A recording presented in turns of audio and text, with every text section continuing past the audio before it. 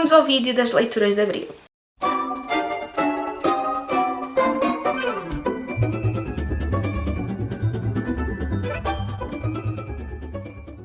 Tenho-vos a dizer que o meu mês de Abril foi muito atípico, porque tive de ir para o continente e agora estou cá durante este fim de semana, mas depois vou voltar e li muito pouco.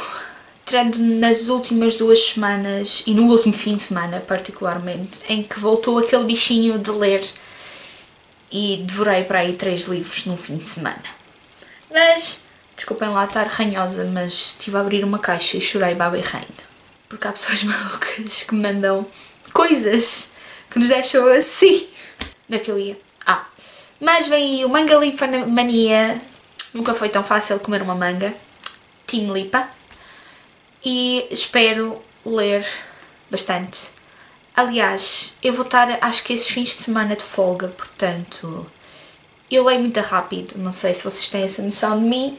Não tenho muito tempo para ler. E estou a preparar assim uma pilha jeitosa para baixar um bocadinho a minha TBR. Não sei se vou conseguir levá-los todos na mala, mas nem que seja no Kindle. Mas vamos às leituras deste mês, que é o que interessa. Eu levei comigo o The Hating Game, da Sally Thorne, porque eu queria uma coisa levesita, um romance contemporâneo, e realmente este trouxe-me isso. Isto é um Enemies to Lovers, de inimigos a amantes, em que temos a história da Lucida. E como é que se chamava a outra criatura? O Joshua. Eu não fazia ideia, mas este livro já está traduzido em Portugal com uma capa horrorosa. Até foi o Hugo que me disse. Parece um livro de autoajuda. E depois admiram-se que estes livros fiquem na prateleira e ninguém os compre. Eu vou-vos pôr a capa a algures aqui e depois vocês que me digam o vosso juízo. Digam lá se a capa não é horrorosa. Esta capa, por acaso, até me atrai. Eu comprei este livro na Amazon por 4€. Como eu estava a dizer, é a história de Lucinda e Joshua. Eles pertencem a 2 companhias de publicação, acho que se pode dizer assim, diferentes, mas que são obrigados a fazer uma merge, são obrigados a se fundir para poder salvar ambos da falência. Eles são os secretários pessoais de cada um dos chefes das 2 companhias que foram obrigadas a fundir. E diga-se de passagem que a comunicação entre eles não existe. Eles os 2 têm uma comunicação infantil porque desde o momento em que puseram o olhar em cima decidiram que não iam se dar bem, ou pelo menos assim parece. Porque a companhia do Josh é uma companhia mais séria, mais a favor da publicação capitalista, e a companhia onde a Lucinda trabalhava, que se fundiu com a do Josh, é uma companhia mais a favor da qualidade do que da quantidade. Estas picardias entre eles vai atingir o auge durante este livro. E todos nós sabemos que entre o ódio, dito ódio, e o amor existe uma linha ténue, e é isto que este livro nos prova. Eu ainda não sei muito bem, e por acaso nestes livros que eu li este mês ainda não sei muito bem que estrelas vou dar. Gostei particularmente do livro, é um livro slow burn, é um livro que demora a acontecer. E eu normalmente até nem gosto destas coisas, mas este livro gostei. Achei um bocadinho infantis algumas atitudes que eles tinham um para o outro, mas nós quando estamos na mania de odiar os outros somos mesmo ridículos e infantis. Fez-me rir, fez-me sentir bem, só achei que no final houve ali uma coisa que me soou um bocadinho creepy e por isso se calhar vou-lhe dar 4 estrelas. Entre as 4, por aí.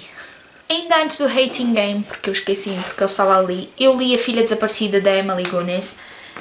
A Filha da Carta, a Rapariga da Carta, que também é da Emily Gunness, é dos meus livros favoritos do ano em que eu li, acho que foi 2019, e eu recomendei-o a toda a gente. Foi um livro de estreia maravilhoso, é um thriller histórico, bem ao meu gosto, com narrativas no passado e no presente, e este é muito semelhante a isso. Mas isto é o que eu digo sempre, o pior inimigo do escritor é o próprio escritor. Depois da Rapariga da Carta, que é excelente e tem um twist que eu não estava nada à espera, este livro sou um bocadinho meh. Continuo a gostar da escrita da Emily Gunness, ela escreve muito bem, lê-se muito rapidamente os livros dela. Este, como sempre, traz-nos um mistério, e o que a Emily Gunness traz sempre à ribalta são assuntos que aconteceram no passado e que ainda são pertinentes, e neste também. Mas aqui o twist é revelado demasiado cedo e eu já tinha adivinhado qual era essa reviravolta muito antes disso acontecer, o que tornou um livro um bocado previsível. Este livro parte da premissa em que os maridos nos anos 50, se não estou enganada, 50 e 60, para conseguirem o divórcio, podiam internar as mulheres, acusando-as de ter histeria, por exemplo, ou o que normalmente era causada por uma depressão pós-parto, ou mesmo uma mulher feminista com convicções políticas acérrimas, e os maridos podiam usar essa desculpa para as internar em manicômios. E é o que se passa, no fundo, nesta história, e a própria autora diz que foi isso que a inspirou logo no início do livro.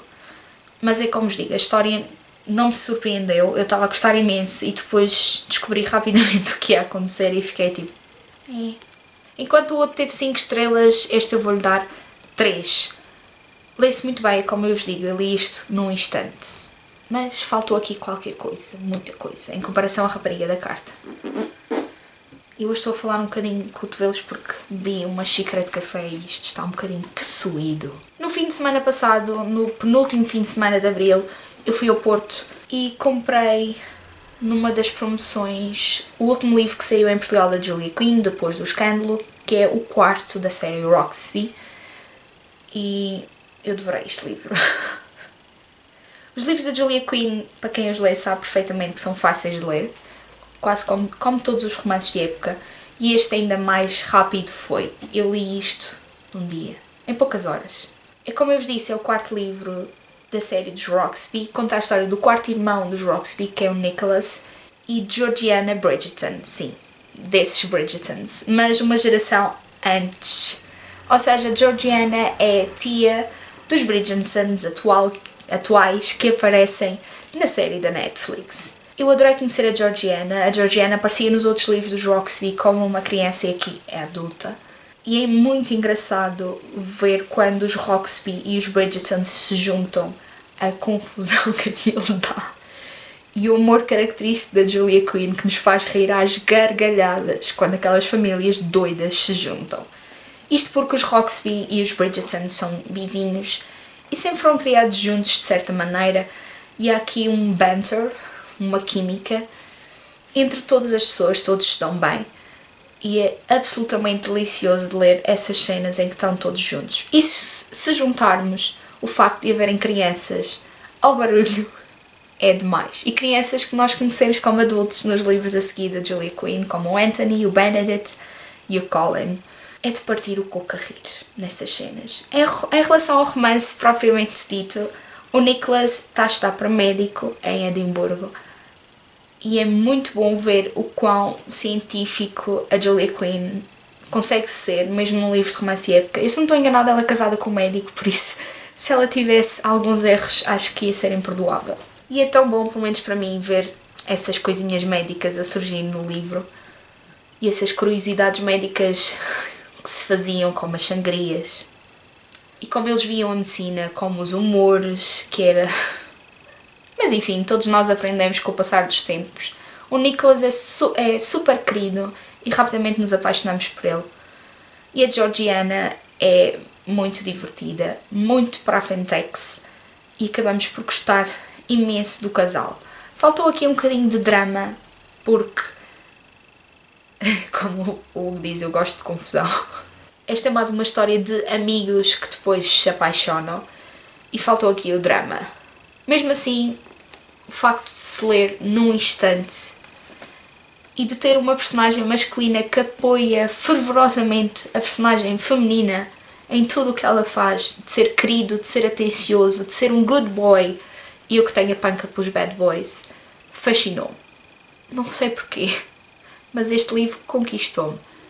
Estou a pensar entre as 4 e as 5 estrelas, mas ainda tenho que pensar porque há livros da Julia Quinn que me dizem mais. Mas pela velocidade que eu li e pela forma como eu me apaixonei pelo livro, provavelmente vai levar as 5. E por fim, nesse mesmo fim de semana, sim, porque a Margarida, a minha amiga com quem eu estava a passar o fim de semana, acho que fritou um bocado a pipoca quando se apercebeu que eu li estes livros, 2 livros seguidos no fim de semana. Ela também lê. Por isso, acho que não fritou assim tanta pipoca, mas era suposto nós lermos, eu e a Margarida, este livro à leitura conjunta. Quem que é amado nunca morre, mas como eu não tinha outro livro lá comigo, eu não me apetecia pegar no Kindle, eu decidi ler o livro.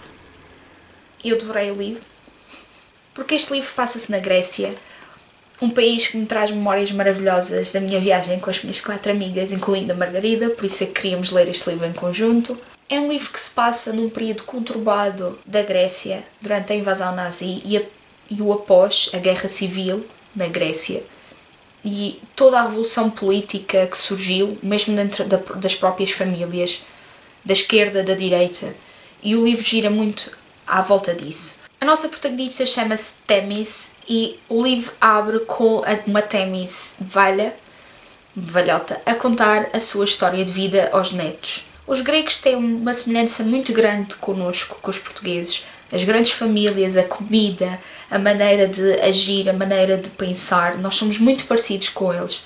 E isso nota-se particularmente neste livro.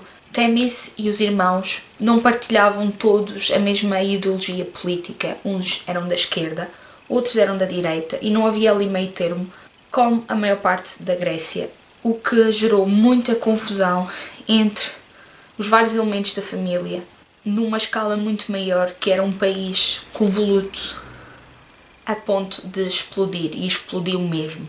Eu não fazia ideia o quão explosiva foi esta altura na Grécia e o quão marcadas as pessoas ficaram e os pequenos pormenores históricos que aparecem aqui no livro que eu não fazia ideia. Adorei conhecer essa parte da história. Adorei tentar perceber a esquerda e a direita fundamentalista pelos olhos das personagens e ao mesmo tempo não concordar e discordar de certos pontos.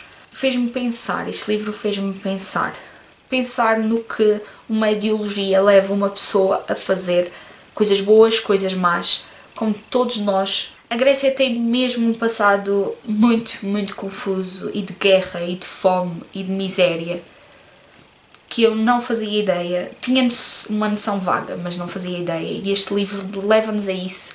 Houve alturas em que eu fiquei agoniada, porque havia situações aqui descritas que não são propriamente fáceis. Não conhecia a Victoria Nslop, gostei muito da maneira como ela escreve, mas sinto que faltou aqui qualquer coisa para eu estabelecer uma relação duradoura com as personagens, para me levar aos pícaros, como é que eu hei de dizer, porque comparando este livro com histórias semelhantes, acho que não são aquelas 5 estrelas gordinhas, são aquelas 5 estrelas mais magrinhas, porque a certa altura do livro, o livro tornou-se muito, como é que eu devo dizer isto, pasmaceiro, porque aconteceu aquela coisa toda e depois há o outcome, e o outcome não me maravilhou tanto. Não sei se consigo dizer isto. O que eu sinto é que, particularmente no último terço do livro, houve personagens que não foram desenvolvidas o suficiente a ponto de eu criar uma simpatia com elas. E isso fez-me repensar no qual eu estava a gostar do início do livro. Ainda assim, é um livro que vale a pena ler. E é um livro que me levou pela Grécia, porque há aqui descrições de ruas de Atenas, ruas onde eu passei, e que me faz viajar para aquela terra magnífica. Quero ler mais de Victoria Nslop. Eu sei que ela tem muitos livros escritos na Grécia. Se tem algo dela que me queiram recomendar, digam em baixo. Por fim, eu continuei no Final Empire. Eu não levei este livro físico comigo, eu estive a ler no Kindle porque o livro era enorme. Não é o livro em si, mas os vários livros que eu levei, e acho que vou continuar a ler no Kindle. Finalmente, nos últimos dias, comecei a entrar na história e comecei a perceber-me um bocadinho do que é que faz Sanderson, e acho que vou finalmente entrar a sério no mundo do Final Empire. E vou adorar, pelos vistos. E depois a Bia disse-me uma coisa muito importante, que é, no fim, tem uma explicação do mundo da alumância, que é o mundo mágico de Sanderson. Espero que no próximo mês venham muitas e boas leituras. Estou preparada para isso. E preparada para uma galipamania. Estou tentada a fazer TBR, não é uma coisa que eu costumo fazer, mas pelo menos uma TBR laxa. Aquilo que eu quero ou que vou tentar ler. Não sei o que é que vocês acham. Se gostam de ver TBR, se não gostam, mas já sabem. Se tiver alguma coisa a dizer, tem uma caixinha em baixo para dizer. E vemos no próximo vídeo. Tchau!